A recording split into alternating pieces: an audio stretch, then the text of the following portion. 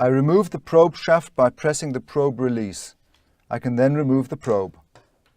For probe shafts with a pre-filter, this must be unscrewed.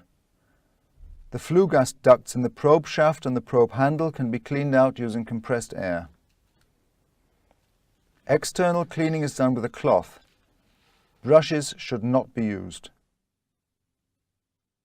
In order to exchange the particle filter, I open the filter chamber by turning slightly anti-clockwise. I remove the filter disc and replace it with a new one. I finally replace the filter chamber and close it. I can clean the sinter filter with a wire brush. To clean completely, I can use an ultrasound bath or denture cleaners. To reassemble the probe securely, the probe shaft must fully engage onto the probe handle.